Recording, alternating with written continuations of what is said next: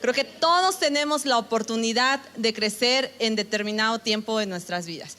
Y pues bueno, yo estoy acostumbrada al auditorio de jóvenes. Mi mamá me dijo, piensa que todos somos jóvenes y entonces no va a pasar nada. Voy a hablar acerca de un tema que siempre me ha de tocar. No sé si es buena suerte o no, pero me han de dar los temas más complicados de la vida. Voy a hablar acerca del Día de Muertos y el Halloween, ¿ok? Pero no se espante, no voy a condenar a nadie el día de hoy. Hace unos años yo recordaba en esos días que estaba haciendo el tema y yo dije, ¿cuándo fue la primera vez que compartí de esto? Y me acuerdo que ya tiene mucho, pero fue cuando yo iba en la prepa. La primera vez que me paré e hicimos un evento acerca del Día de Muertos y para contrarrestar toda esta influencia en la prepa donde yo iba, en CCH, y me recuerdo que estábamos ahí y lo que me costó haber hecho un evento contra el Halloween y el Día de Muertos fue que el director me llamara y me dijera, si tú lo haces, te voy a correr de esta escuela y no vas a tener un acceso a la universidad. Entonces, cala, ¿sí o no? ¿Sí o no? Sí, ¿verdad? Y yo me pregunté, pues si el evangelio cuando lo compartimos no tiene riesgos, entonces no lo estamos compartiendo bien. Y cuando el pastor dijo, pues si tienes que ir al evento de hombres, si tienes que dejar tu trabajo, pues hazlo. Entonces yo creo que Dios nos da una vida arriesgada cuando nosotros hablamos de Él. Y es bueno, ¿sí o no? Y no debemos temer. Yo me acuerdo que ese día frente al director, junto con otro de mis compañeros que estábamos al frente del grupo, nos llamó y nos dijo, si ustedes hacen este evento, hablan en contra de la tradición que está en nuestro país, si ustedes hablan de Dios, los voy a correr de esta escuela y nunca más van a volver a tener la oportunidad de ingresar a la UNAM. Y yo me recuerdo que dije, Señor, pues ni modo. Y me recuerdo bien las palabras que le dije al director. Le dije, pues si usted va a hacer algo por todos los jóvenes que se están muriendo, por los que se van a ir, ¿verdad? Hoy a sus casas con depresión y aquellos jóvenes que están, ¿verdad? Al punto del suicidio, entonces nosotros nos quitamos. Y me recuerdo que él se quedó callado y ya no nos dijo absolutamente nada. Al día siguiente hicimos el evento y eran colas y colas y colas de jóvenes entrando y recibiendo el mensaje en el evento que nosotros estábamos haciendo. Y me acuerdo de eso y digo, bueno, hace muchos años y hoy vuelvo a estar aquí en otro auditorio, pero hablando de un tema similar. ¿Estamos de acuerdo? Dios es bueno, hermanos, y Dios nos invita. O sea, el evangelio es arriesgado. El evangelio no es sentarnos solamente a congregarnos, ¿verdad? Cada semana. Nosotros les hablamos a los jóvenes, tenga vidas arriesgadas. Yo me recuerdo hasta el último día que fui soltera, di todo lo que podía haber dado para Dios, y yo creo que si me faltó, pues todavía tengo muchos años de vida, pero no me recuerdo haber vivido una juventud mediocre en el evangelio. No me recuerdo haber vivido una juventud sentada sin hacer nada o solamente conformándome con ir a la escuela. Recuerdo tener toda una juventud llena de historias y historias apasionantes. Mi hija Allison tiene 6 años y siempre me dice, mamá, cuéntame una historia de cuando ibas y le compartías a los que estaban en la calle, a los que estaban los drogadictos. Cuéntame, y a ella le fascina que yo le cuente. Entonces, cuéntame cuando te corrieron de la escuela y cuéntame esto. Y esas son las historias que yo tengo. Pues sí o no, porque qué triste no contar cosas buenas y divertidas, ¿verdad? Acerca de Dios y emocionantes. Bueno, vamos a empezar. ¿Todos estamos aquí? Bien. Vamos a hablar sobre esta celebración. ¿Qué es esta celebración? Bueno, todos sabemos, es una celebración, es una convocación, ¿verdad? Hacia los muertos, ¿verdad? Es una festividad que incluso algunos organismos internacionales lo han declarado un patrimonio inmaterial de la humanidad. O sea, tanto auge tiene esto, tanto auge se le ha dado por tantos años que algunos organismos han dicho, es que esta festividad hay que declararla un patrimonio inmaterial de la humanidad. ¿En qué consiste esta celebración? Porque muchos podríamos pensar, pues no tiene nada de malo, es una tradición, la enseñan en la escuela, nuestros hijos, ¿verdad? Los hacen participar de estas cosas, pero vamos a ver cuál es el trasfondo original de lo que es el Día de Muertos y el Halloween. Es una creencia de que los espíritus, ¿verdad?, de los muertos regresan una vez al año a la tierra en busca, pues, de conectarse con los vivos. Y en nuestro país, ¿qué hace la gente? ¿Se recuerdan qué hacían ustedes antes de que vinieran a conocer a Jesús? O bueno, ¿habrá alguien que diga, yo todavía lo hago? Dios mío, ayúdanos. ¿Ponían qué? Ofrendas, ¿sí o no? Ofrendas. Pero ¿cuál es el origen del Halloween? El Halloween y el Día de Muertos son dos celebraciones que están entrelazadas. Son dos celebraciones que están conectadas con un mismo fin y es una adoración a la muerte. El Halloween, ¿verdad? Su historia o sus orígenes se remontan 2000 años antes de que el cristianismo se extendiera en un territorio que era la antigua Britania, lo que hoy conocemos como Inglaterra. Y si algunos vieron, por ejemplo, alguna vez la película del Rey Arturo, ¿se acuerdan? ¿Sí? Pues estamos hablando de esos tiempos, ¿no? En donde esa gente, ¿verdad? ¿Qué hacían? Era una civilización que se llamaba celtas, la civilización céltica, encargada, ¿verdad? ¿De qué? De adorar a un dios de la muerte. Para los celtas, el año se dividía en dos grandes etapas: el invierno y el verano. El verano era dedicado con una celebración al dios, ¿verdad? del sol, y el invierno era dedicado a un dios llamado Samaín. No sé si los muchachos me pueden apoyar con las imágenes que les pasé. Pero el dios Samaín, a quien le dedicaban un culto. ¿Y de qué se trataba este culto? Este culto era, ¿verdad?, rendido o celebrado, ¿verdad?, a través de sacerdotes que eran los druidas. Los druidas, según los antropólogos, los historiadores, se creen que eran los sacerdotes encargados de preservar la tradición dentro de la cultura céltica. De hecho, se cree que ellos, ¿verdad? Gracias a ellos, esta cultura se mantenía unida. Entonces, cuando los romanos llegan a este lugar, comienzan a ver todos los ritos que esta gente practicaba, porque ellos creían tanto, ¿verdad?, en la naturaleza, que decían y se regían por los ciclos estacionales, de modo que el otoño para ellos con el otoño comenzaba su año. Entonces, ¿qué hacían en esta celebración? Hacían fogatas en las colinas donde prendían, ¿verdad? Hacían ceremonias donde la gente se ponía, ¿qué creen? Máscaras, ¿verdad?, de diferentes figuras, animales, etcétera, máscaras muy grotescas, danzaban alrededor de la fogata y hacían todos estos rituales que era sacrificar seres humanos, sacrificar árboles, sacrificar frutos, etcétera. Era una celebración, diga conmigo, totalmente pagana. Digan conmigo, pagana. Y cuando la iglesia, ¿verdad?, cuando la iglesia en Roma llega a colonizar estos lugares, ellos tratan de cambiar esta cultura, de modo que tratan de disfrazar todo esto, quitarle sus tradiciones y borran definitivamente los sacrificios humanos y le dan vueltas y vueltas por años a esa tradición para cambiarle el nombre, para cambiarle el sentido, de modo que se pudiera transformar en algo que los papas de ese entonces llamaron la fiesta o la víspera de todos los mártires o de todos los muertos, ¿sí? ¿Les suena parecido algo al nombre? Sí, ¿verdad? Y le cambiaron el nombre a lo que hoy conocemos como víspera de todos los santos. En inglés, pues los que están aquí que saben inglés sabrán, All Hallows Eve, víspera de todos los santos, término del cual se deriva el actual Halloween.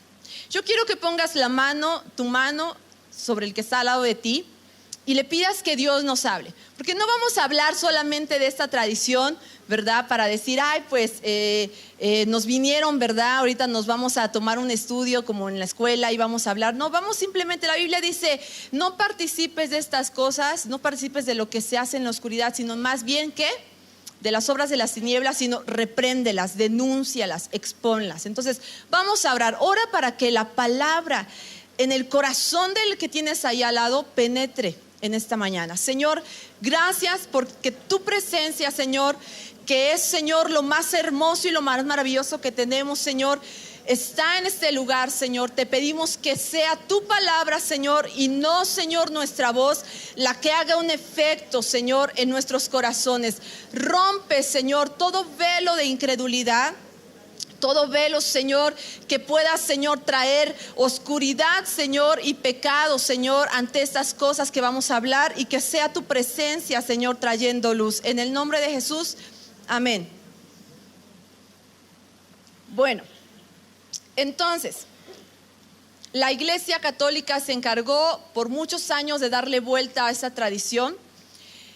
Por muchos siglos, hermanos, por muchos siglos, hasta que por fin lo pudo cambiar, ¿verdad?, el nombre a esto que se llama Víspera de Todos los Santos. Es un nombre muy conocido con el que se relaciona igual el Día de Muertos en nuestro país. Y así se fue extendiendo a todos los demás países que comenzaron a practicarlo. Ahora, ¿cómo llegó? Porque alguien puede decir, bueno, ¿y eso qué tiene que ver con nosotros aquí en México? En México, y como en muchas de las culturas en todo el mundo, en México también se practicaba un culto a la muerte, ¿verdad? Y creo que sí me están ayudando, los muchachos están pasando, ok. Se practicaba un culto a la muerte, un culto al Dios del inframundo. Y igual, ¿en qué consistía este culto, este ritual? Bueno, pues hacían sacrificios porque creían que este Dios estaba muy enfurecido siempre, y para calmarlo, ¿verdad? Para calmarlo tenían que hacer sacrificios humanos, y le ofrecían la carne, ¿verdad? La piel de las personas que ellos desollaban, se le ofrecían a ese Dios. Cuando los colonizadores llegaron aquí a Mesoamérica, ellos comenzaron a ver esta brutalidad de sacrificios, y dijeron, bueno, la manera más correcta de cambiarlos pues es tratarles de meter una cultura diferente. Entonces trajeron igual la misma táctica que hicieron en Britania, la hicieron aquí, comenzaron a cambiar, ¿verdad?, los sacrificios por otras cosas como las ofrendas a los muertos, empezaron a cambiarla por ya no, ¿verdad?, ofrecer al Dios las personas, los niños, las jóvenes vírgenes, sino más bien ahora pues hay que rendirles una ofrenda, hay que hacer otro tipo de sacrificios que no sea el de la muerte, ¿no? Entonces, lo interesante que tanto en Britania, ¿verdad?, en ese tiempo, como aquí en México, las dos celebraciones, ¿qué creen?, coinciden con las fechas. O sea, increíblemente las dos celebraciones en Britania se celebraban desde el 31 de octubre y duraba 3 días y 3 noches la celebración, y en México era igual por este tiempo en octubre. Entonces quiere decir que hay un mundo espiritual que es real, ¿verdad que sí? Hay un mundo espiritual, es real, no debemos temer, no podemos, ¿verdad?, vivir con temor de, híjoles, ¿qué nos va a pasar? La muerte reina en este lugar. No, en nuestro mundo, no, porque la Biblia, yo quiero que hoy veamos qué dice Dios sobre estas cosas, qué habla Dios sobre esta celebración. Yo quiero que veas conmigo Levítico 18:30. Vamos a usar mucho la Biblia. Si tú eres nuevo, vienes por primera vez, no te preocupes, los versículos van a estar apareciendo en las pantallas. Dice, guarda, ¿qué?, mi ordenanza, no haciendo que las costumbres abominables que se practicaron antes de vosotros, y no te contamines con ellas. ¿De qué costumbres crees que Dios esté hablando? De estas, ¿sí o no? Porque hay muchas costumbres, ¿verdad?, en el mundo, pues que no todas son malas. Por ejemplo, celebrar los cumpleaños y hacer a veces incluso las fiestas de fin de año que hacemos y que nos reunimos como familia. De esas costumbres Dios no está diciendo huye, está diciendo huye de todas las costumbres que son, ¿qué?, abominables. ¿Están aquí? Abominables. De todas las costumbres que son abominables, que van en contra de lo que la Biblia y lo que Dios enseña. Entonces Dios dice, no puedes contaminarte con ellas. No podemos salir de este mundo, es una realidad, ¿verdad? No podemos escondernos en estos días y meternos a nuestras casas pensando, híjoles, aquí porque ¿qué tal si pasa el diablo, ¿verdad?, por afuera y nos anda cazando a todos? No estamos hablando de eso. Simplemente dice Dios, no las practiques, no las practiques. Ahora, Deuteronomio 18:1 dice, no se ha hallado, ya 18:11, perdón, no se ha hallado en ti quien haga pasar a su hijo o a su hija por fuego, ni quien practique adivinación, ni agorero, ni sortílego, ni hechicero, ni ¿qué más? ¿Ni qué? Todos juntos. Ni encantador, ni adivino, ni mago, ni quién, ¿qué? Ni quién consulta a los muertos. ¿Todo esto se parece a lo que se celebra en estos días? ¿Sí o no? Todas estas cosas de adivinación, de hechicería, de todas estas cosas que tienen que ver con una evocación a la muerte, Dios dice: no sea encontrado entre ustedes alguien iluso, ignorante, ¿verdad?, que practique estas cosas, que se preste para pasar a sus hijos por el fuego. ¿Quiénes son los que más batallan con esas cosas? Porque uno como grande, pues uno le da igual, ¿sí o no? ¿Quiénes son? ¿Cuál es el blanco perfecto para este tiempo? ¿Quiénes son? Nuestros hijos, ¿sí o no? En la escuela, yo me acuerdo cuando mi hija entró a la escuela y esta festividad se venía, mi esposo decía: pues ese día no la vamos a mandar, y ese día, y ve a tú hablar con la maestra y dile que pues no va a participar. Y yo le dije: no, le voy a decir a Alison, le voy a explicar todo lo que tiene que saber sobre esta celebración, y ella tiene que tener el valor de decirle a la maestra que no participará, ¿no? Entonces, de modo que yo no tuve que presentarme con la maestra y decirle: maestra, Alison no va a participar, Alison, mire, nosotros somos cristianos, no creemos. No, ella sola fue y le dijo: maestra, yo ese día no voy a venir, yo no voy a traer nada, y yo no me voy a disfrazar porque yo no creo en eso, yo creo en la vida, no creo en la muerte, etcétera. De modo, cuando yo me presenté, le dije: maestra, Alison le comentó que sí, ya nos comentó, señora, ella no va a participar, no se preocupe. ¿Nuestros hijos lo pueden hacer, sí o no? Sí, es nuestro deber enseñarles. Ellos son el blanco perfecto en este tiempo. ¿Y por qué? Porque mucha gente, escúcheme bien, mucha gente ve esta celebración como algo divertido. Ve esta celebración como que qué padre que los niños se van a disfrazar y qué padre que van a salir a pedir dulces.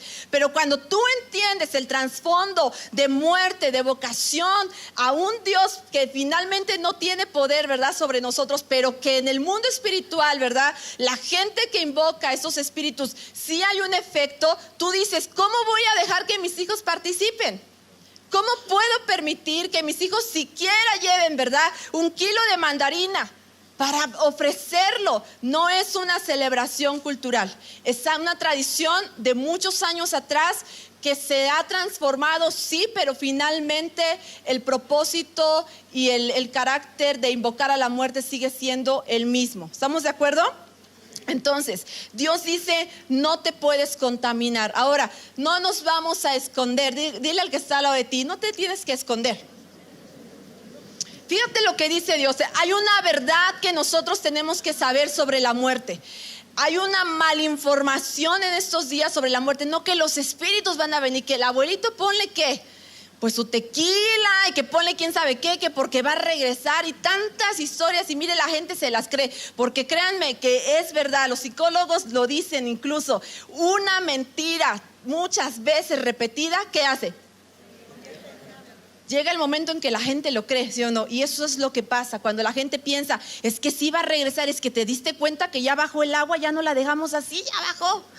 Sí, un montón de historias. Seguramente ahorita nos pusiéramos a contar, todo el mundo tiene historias, ¿no? Sobre qué nos pasaba, y que los niños son espíritus. Sí hay un mundo espiritual, pero ve lo que dice Dios sobre la muerte. Hebreos 9:27. Esta es la verdad que todos nosotros debemos explicarles a nuestros hijos. Hebreos 9:27 dice: y Dios, de la manera que está establecido, ¿para quiénes? Para los hombres, para los seres humanos, para todos los que tenemos vida, que mueran una sola vez, y después de esto, ¿qué? Un juicio. O sea, no es que los espíritus van a regresar. No es que la muerte, ¿verdad?, va a tener poder para traerlos de vuelta. No, la Biblia dice que Dios estableció una ley para todos los seres humanos, y esa ley dice que todos vamos a llegar a morir, sí, una sola vez, ¿verdad? Y después de esto, ¿qué ocurre? Un juicio. Un juicio. No hay vuelta atrás, no hay un papa, no hay un cura, no hay nadie que pueda rezar para traer a alguien de la muerte y que vuelva, ¿verdad?, a tener una oportunidad para vivir. No es que los espíritus de los muertos andan vagando por toda la tierra. No, la Biblia dice que toda persona que muere es inmediatamente, ¿qué? Juzgada por Dios. Esa es una verdad que nosotros debemos de entender. Los espíritus de los muertos no regresan. Apocalipsis 20:12 dice, si me lo pueden poner en las pantallas. Y vi los muertos, grandes y pequeños, de pie ante Dios, y los libros fueron abiertos. Y otro libro fue abierto, el cual es el libro de la vida. Y fueron juzgados, ¿quiénes? Los muertos. ¿Por qué? Por las cosas que estaban escritas en ellas. Fíjate lo que dice Dios. Los muertos son juzgados, ¿por qué? Por las cosas que hicieron en vida. La creencia que los mexicas tenían aquí en México, ¿verdad? Cuando en sus inicios, era que los muertos, pues no, así como morían, iban al paraíso. Pues si alguien moría ahogado, pues iba al paraíso del dios Tlaloc, ¿no? Si alguien moría en la guerra, pues al paraíso del dios fulano. Y tenían una serie de ideas tan erróneas sobre la muerte, que tú no puedes pensar que alguien puede regresar. No importa que sea tu abuelito, tu primo, tu hijo, no puede regresar. La Biblia dice que Juan vio los muertos delante de Dios de pie, los chicos y los grandes. Está hablando de adultos y pequeños, de pie delante de Dios. Y los libros fueron abiertos y todas las personas fueron juzgadas según sus obras. Entonces, esto es lo que nosotros tenemos que... Esto dice la Biblia acerca de todos los que mueren. Ahora, Cristo es el único que puede dar vida. No hay nadie, no hay una persona mortal en esta tierra que pueda o tenga el poder para dar vida si no es Cristo Jesús. ¿Estamos de acuerdo? Cristo Jesús. Ahora, ¿qué dice Dios qué nos dice la Biblia sobre la muerte y la resurrección? ¿Se acuerdan de Lázaro? ¿Se acuerdan? Pónganme rápido para los que no vienen por primera vez. Juan 11:25. Cuando el amigo de Jesús, Lázaro, murió y Jesús va, ¿verdad?, al funeral, al entierro, prácticamente ya lo habían enterrado. Llega con las hermanas lloran, como cualquier persona que llora cuando un familiar querido muere. Y María le dice a Jesús, o Marta y María le dicen: Señor, si tú hubieras estado aquí, mi hermano no habría muerto. Y Jesús le dice: calma. ¿Qué le dice? Yo soy la resurrección y la vida. Y el que cree en mí, aunque esté muerto, vivirá. Esta es una promesa para todos. No tenemos que temer morir. Si hay alguien aquí que dice: yo tengo miedo de morir. Ay, no, ¿conocen a gente que tiene miedo de morir? Que todo el tiempo está que me voy a checar porque creo que estoy enferma de esto. O sea, gente que no ha conocido la verdad acerca de Dios. La Biblia dice: no debes temer. Dijo Jesús: yo soy la resurrección y la vida. Y si algo está muerto, yo tengo el poder para darle vida de nuevo. Eso dice Dios.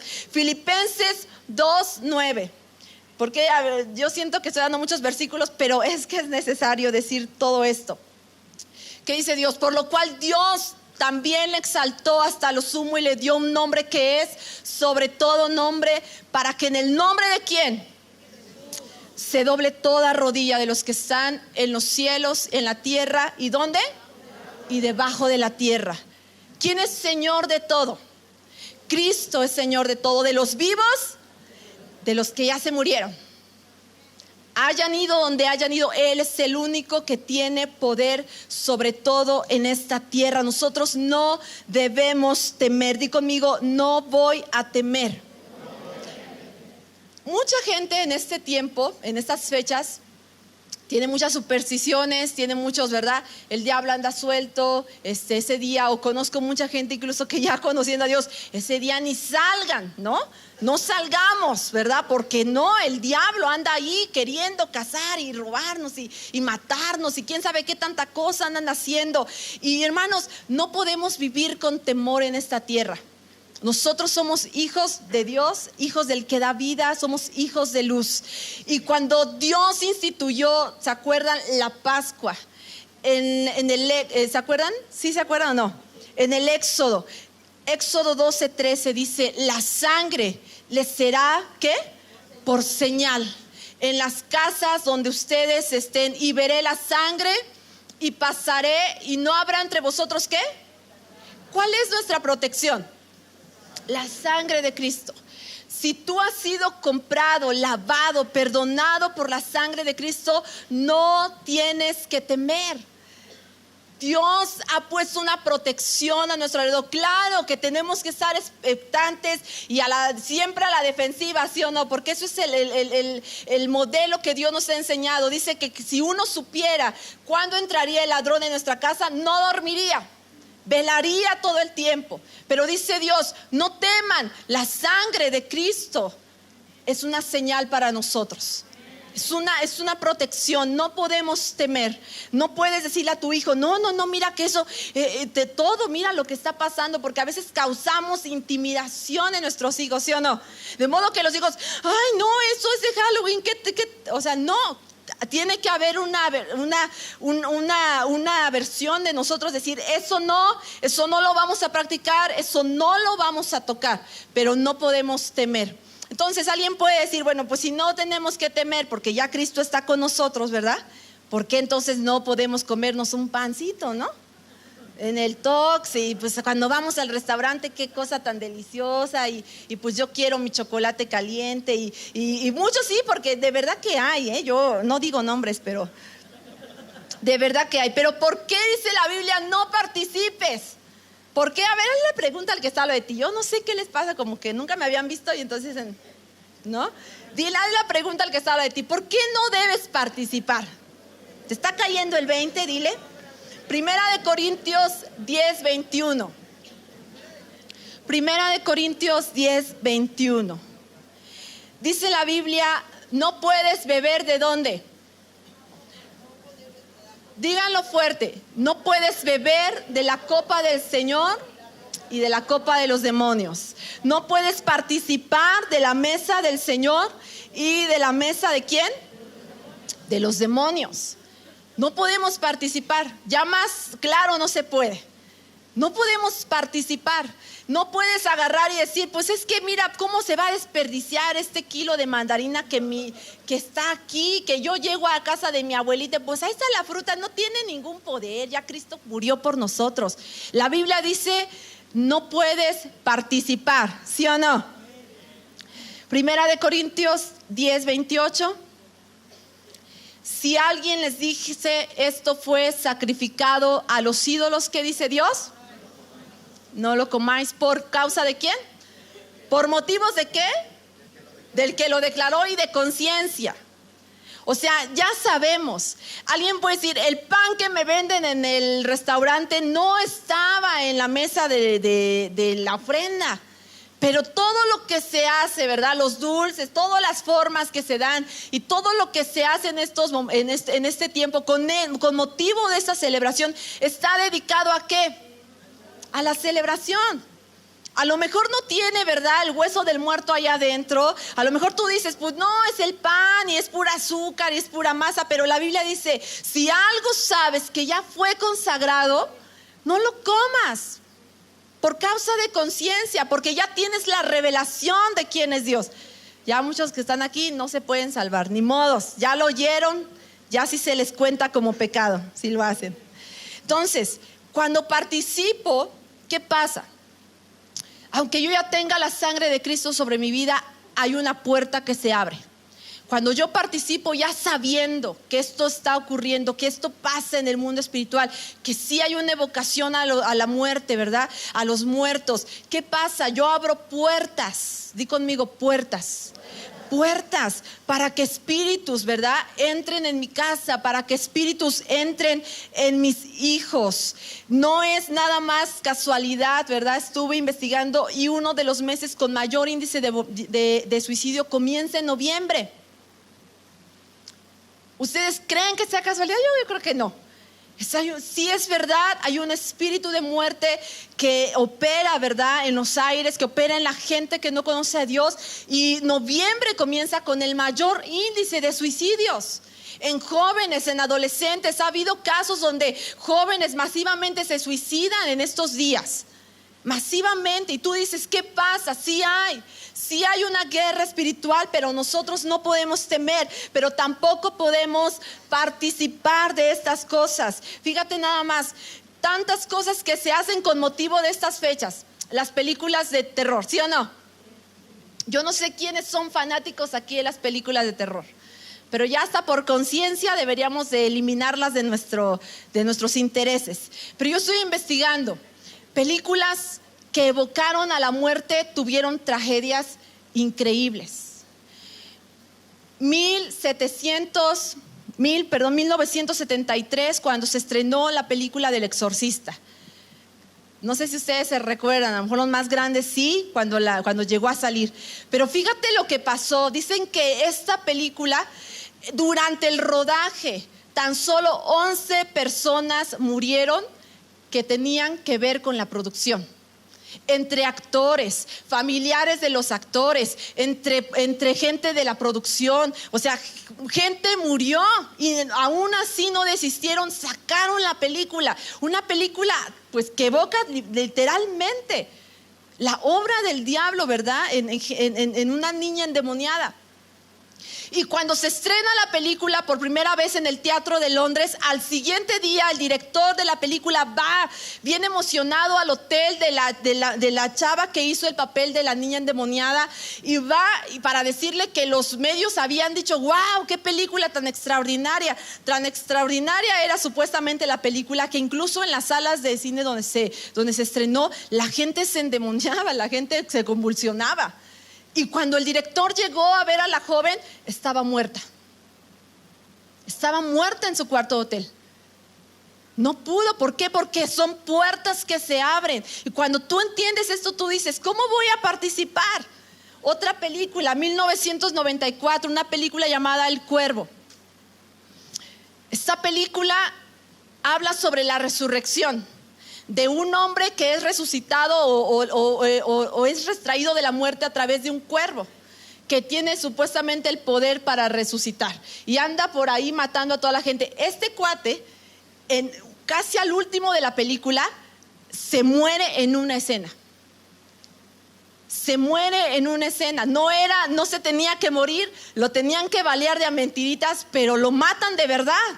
Y nadie se explica. Dicen, pues la pistola no tenía que estar cargada, se supone que se pusieron balas, ¿verdad?, de a mentiritas, pero cuando tú ofendes a Dios, se desata un poder, ¿verdad?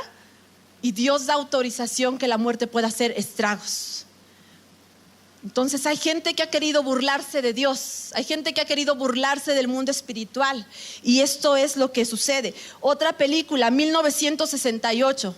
Una película viejita, se llamaba La Profecía, que hablaba sobre el nacimiento del anticristo. Y esta película causó mucha conmoción en ese tiempo, si me imaginas, en el 68. Pero cuando la película se estrenó, el director fue amenazado y él pensó, pues no pasa nada. Un año después que se estrenara la película, el director regresa a su casa y su esposa, embarazada de 8 meses, y 4 de sus amigos estaban muertos en su casa. Los mataron. Porque hay gente que quiere burlarse de Dios. Y Dios da autorización para que el espíritu de muerte haga, ¿verdad? Y traiga condenación. Pero eso no es lo que Dios nos ha llamado a hacer. Dios, ¿verdad?, quiere que nosotros, ¿verdad?, despertemos en este tiempo y podamos vivir alertas de lo que está sucediendo y no pasar por alto que solamente es una tradición. Ay, qué padre, ay, que mira, qué bonito el festival. No, hermanos, Satanás nos odia y él quiere ver a nuestros hijos destruidos. Él quiere ver muertos a nuestros hijos, Él quiere ver muerto esta generación hundida, ¿verdad? Y como Él la tenga que hacer, si lo puede hacer a través de una tradición y a través de este tipo de cosas, lo hará. Fíjate, supuestamente, ¿verdad?, se han prohibido hace muchos siglos el sacrificio de niños, sacrificio de señoritas. Nuestro país tiene 45,000, a la fecha de los últimos años, 45,000 niños menores desaparecidos, robados. Y se dice, ¿verdad? Las organizaciones dicen que estos niños que son robados son llevados a explotación infantil, a tráfico de órganos y la venta de órganos. Son niños sacrificados. El mundo real es este que nosotros vivimos. A lo mejor ya no están, ¿verdad? Los mexicas ahí, ¿verdad? Sacrificando, pero finalmente esto es lo que sucede. Esto es lo que sucede. 45,000, yo me imaginé cuántos somos aquí, no sé, cerca de 1,000. Imagínate, multiplícalo por 40. Todos estos niños robados, extraídos, alguien los robó de su familia y están pagando, están siendo sacrificados, desaparecidos. Dicen que el crimen organizado opera, ¿sabes a través de qué? Para robar a los niños y principalmente a los adolescentes a través de las redes sociales. Dicen las organizaciones, es el gancho. Nos hemos dado cuenta, el crimen organizado roba, la trata de personas se lleva a cabo a través de las redes sociales. Niños son engañados, adolescentes, y tú piensas que a lo mejor tu hijo ya no se disfraza, pero ahí tenemos el espíritu de muerte en nuestra casa, robando a nuestros hijos, robando la identidad que Dios nos ha dado. Y en este caso, hermanos, algunos han de decir, yo sé que esta celebración es tan secular que incluso está de moda disfrazarse, ¿sí o no? Está de moda, parece estar de moda. Qué bonito que nos disfracemos, qué padre que hagamos un convivio, pero incluso la ciencia, fíjate bien, a mí me causó, wow, este dato. En una universidad en Inglaterra hicieron un estudio hace 2 años acerca específicamente de los disfraces de Halloween. Y dicen los psicólogos que ellos descubrieron que toda la gente que se disfraza, toda la gente que porta un disfraz, tiene consecuencias negativas en su personalidad. Increíble, o sea, que una universidad haya hecho un estudio específicamente sobre eso y diga, todo, sí hay un efecto negativo en el pensamiento, acelera el pensamiento de una persona para un proceso mental que tiene estragos. Ellos dicen, si un niño o una jovencita se disfraza de bruja, por ejemplo, de bruja sexy, eso es lo que ella quiere ser. Eso es lo que, no lo digo yo, lo dice un estudio. Y yo me quedé sorprendida y digo, wow, o sea, a veces todo esto lo ignoramos y pensamos, no tiene nada que ver. Y Dios dice, no participes. Y la ciencia ha descubierto que tiene este tipo de efectos, tiene estragos en la gente. Ahora, nosotros somos una simiente diferente, ¿verdad? Nosotros no podemos vivir igual que el mundo vive. Nosotros no podemos exponer a nuestros hijos igual como toda la gente lo hace. No podemos vivir, no los vamos a atemorizar, pero somos una generación diferente y debemos de enseñar principios y convicciones en nuestros hijos y no solamente prohibir. Porque habrá padres que digan, no, que no te lo comas, pero ¿por qué? Porque no. Y no comas eso, que no. Y todo es no, pero al hijo no se le enseña por qué no. Entonces crecen amargados, creen que la iglesia, ¿verdad?, quiere imponerles una identidad o quiere prohibirles que sean felices. Y en realidad no estamos enseñando convicciones. Dios quiere que transmitamos convicciones. Somos gente diferente. Fíjate bien, esto es lo que la Biblia nos enseña acerca de transmitir convicciones. Génesis 37:3. Porque a lo mejor ya hay unos papás aquí llorando en su interior, mi hijo ya no va a disfrazarse este año, ¿no? Híjole, yo ya que le había comprado la calabaza más grande, ¿no?, para que pidiera un montón de cosas. Génesis 37:3. ¿Estamos aquí?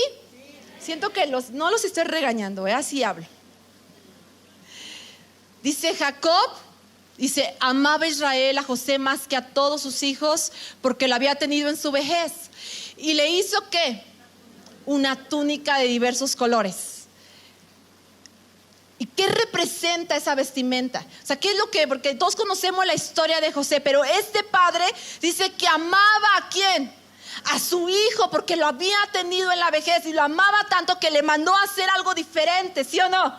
Una túnica diferente. Le dijo: no vas a ser igual a todos, tú vas a tener una identidad diferente, tú vas a vestir diferente a todos, porque tienes un llamado, porque tienes un destino, porque tienes un propósito en Dios. Eso es lo que Dios nos pide como padres que hagamos con nuestros hijos. Vístanlos de una identidad diferente, de la identidad del reino. José, ¿verdad?, tenía un destino y su padre lo sabía y lo amaba tanto que decidió hacerle algo diferente, una vestimenta totalmente diferente. Primera de Samuel 2:18. Primera de Samuel. Y el joven Samuel ministraba en la presencia de Jehová vestido de un éfod de lino, el 19. Y le hacía ¿quién? Su madre. ¿Una qué? Una túnica pequeña, y se la traía cada año. Todos conocemos la historia de Samuel. Ana dedicó su hijo a Dios. ¿Sí se acuerdan? No lo podía tener. Dios le concede a Ana en su esterilidad tener un hijo, se lo da a Dios, se lo consagra a Dios. Y dice que Samuel ministraba siendo niño, ¿sí o no? Siendo un niño ya adoraba a Dios y no llevaba cualquier vestimenta. ¿Cuál era la vestimenta de Samuel? Dice que iba vestido ¿de qué? De un éfod de lino. Y que su madre, ¿verdad? Di conmigo otra vez, su madre. Oye, hermano, los padres están involucrados en el destino de sus hijos. Dice que su madre le hacía cada año una túnica nueva y se la llevaba. Y eso lo hacía distinguir, lo hacía diferente. Incluso a los hijos del sacerdote lo hacía, lo vistió. Ana se encargó de vestir a su hijo de una identidad diferente. Samuel no era cualquier niño. Su madre sabía que estaba dedicado a Dios, que no podía vestir igual, que no podía verse igual a todos los demás. Nosotros tenemos que trabajar en la identidad de nuestros hijos. Fíjate bien, yo estuve leyendo sobre la historia, este caso es muy reciente, algunos, seguramente muchos lo conocen, la historia del monstruo de Catepec. ¿Se acuerdan? ¿Sí? ¿No se acuerdan? Bueno, un hombre que ya ha detenido, gracias a Dios, por matar mujeres, por descuartizarlas y por vender sus restos. No, está enfermo el hombre.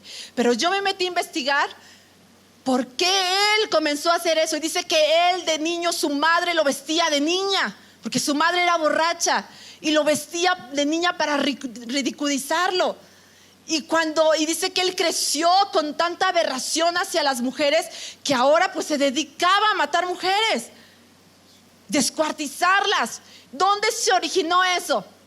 En la niñez, en la vestimenta. Su madre lo vestía así para hacerle burla, para ridiculizarlo, y él creció con un odio hacia las mujeres, de modo que ahora pues ya está en la cárcel, pero el hombre está tan enfermo que dice: si me sacan de aquí, voy a seguir matando mujeres y las voy a seguir descuartizando.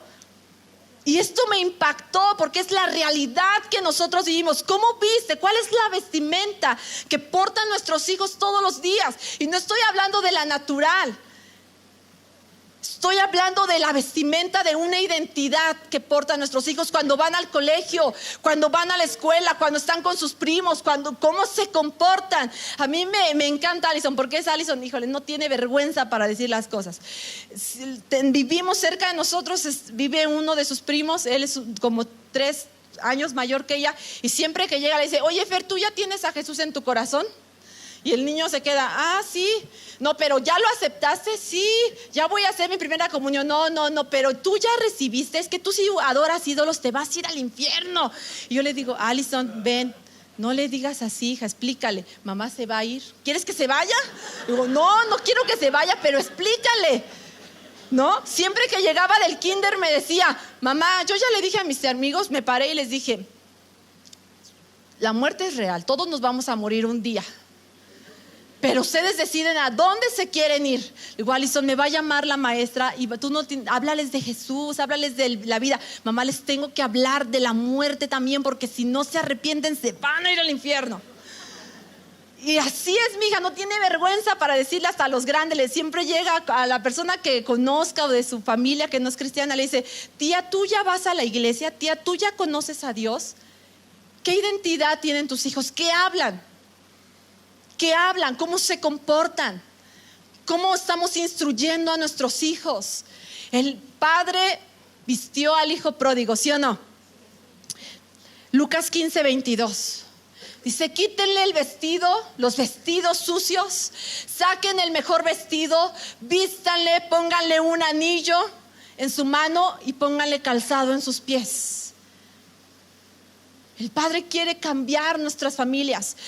Aquí a lo mejor hay personas que vienen hoy por primera vez y tú dices, estoy pasando una crisis en mi familia increíble, donde estoy perdiendo a mis hijos, donde estoy perdiendo a mi esposa, donde mis hijos están alejados. Ese es el lugar correcto. Aquí Dios te quiere enseñar a vestir a tus hijos de una identidad diferente. Aquí Dios quiere enseñarte que tus hijos nacieron para algo más grande que simplemente trabajar y estudiar. Dios nos ha dado una identidad diferente, quiere que la transmitamos a nuestros hijos. Me impactó, todos conocemos las canciones del grupo Barak, ¿verdad? La de Espíritu Santo, ven y otras. Yo particularmente admiro mucho a estos muchachos, ojalá que siempre sigan así como son ahora. Pero en una entrevista que les hacen, el que los está entrevistando les pregunta, muchachos, porque escucha, todos ellos son hijos de pastores. El que canta, el tecladista, el guitarrista, el de la voz, todos ellos son hijos de pastores. Y les pregunta el que los está entrevistando, muchachos, ustedes, ¿cómo ha influenciado que ustedes sean hijos de pastores y ahora estén cantando? ¿Cómo ha influenciado que tú hayas crecido en una iglesia? Y el que toca el teclado dice, mira, yo te puedo decir, nosotros crecimos, porque todos crecieron en la misma iglesia. Todos son desde chiquitos, dice, íbamos a la oración, nuestros padres nos llevaban a las veladas y todo era iglesia. Y yo pensé que ellos iban a decir, no, pues estamos amargados en un momento de nuestra vida en la que dijimos, no, ¿para qué Dios? Pero fíjate lo que dice el tecladista. Dice, que nosotros hayamos crecido en la iglesia, hayamos sido formados ahí en las oraciones, en las células, en los eventos, que nosotros nos hayamos, ¿verdad?, desvelado y toda nuestra niñez estuvimos ahí y ahora hacer lo que hacemos, ¿verdad?, que bendice a tanta gente. Dice lo más importante, que no necesitamos nada del mundo. Dice este muchacho, y que no necesitamos nada del mundo, nada. Que nunca nos fuimos al mundo. Dice, eso para mí no tiene precio. Y me impresiona porque digo, esa es la generación que nosotros tenemos que levantar. Una generación de hijos que a lo mejor tú los ves aquí en las veladas, durmiéndose en las sillas, tirados en el piso. Pero yo digo, esa es la generación que está marcada por Dios. Que tú sabes, no se va a ir, no va a irse al mundo, no se va a perder. Si me ayudan, muchachos. No se va a perder. Esa es la generación que nosotros debemos formar. Hijos que no se pierdan, que no van a crecer amargados. Aquí con la iglesia no tienen por qué crecer amargados si nosotros les enseñamos fundamentos. Les enseñamos, por esto adoramos a Dios, por esto no vamos a servir a los ídolos, por esto no vamos a comer cosas sacrificadas, porque Dios es un Dios de vida. Porque Dios es un Dios que resucitó de la muerte. Él no está muerto.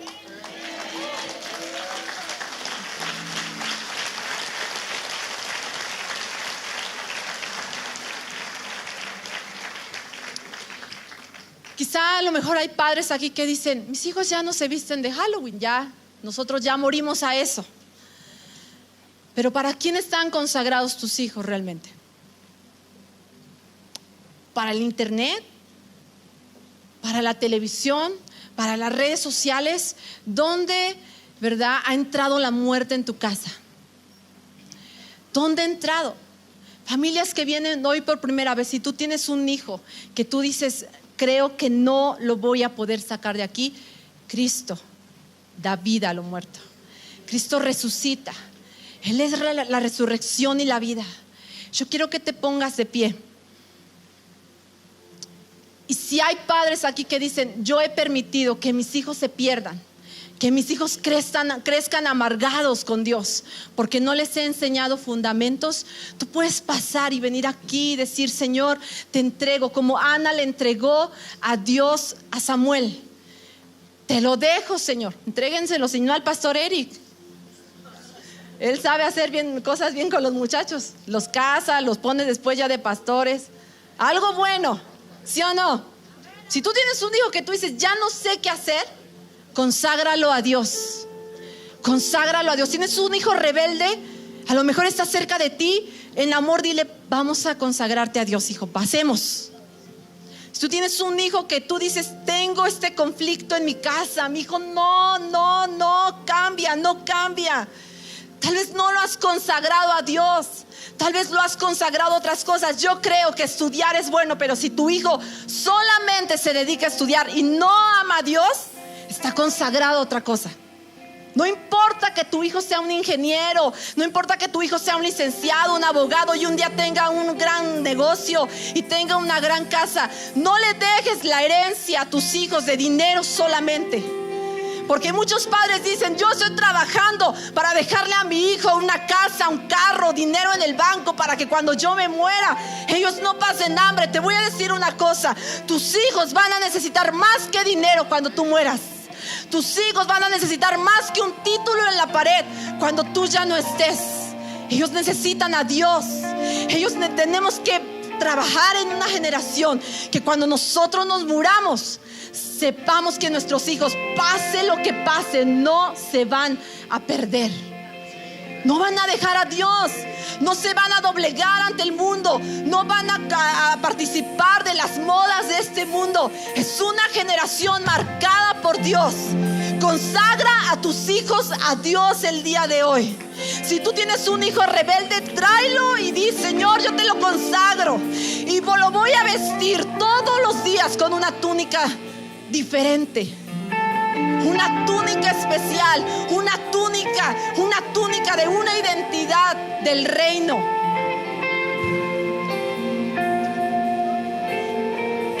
Espíritu Santo, ven, Señor, trabaja, Señor, en los corazones de todos los padres, Señor, que han perdido a sus hijos. Él es la resurrección y la vida. Él es la resurrección y la vida. Y el que cree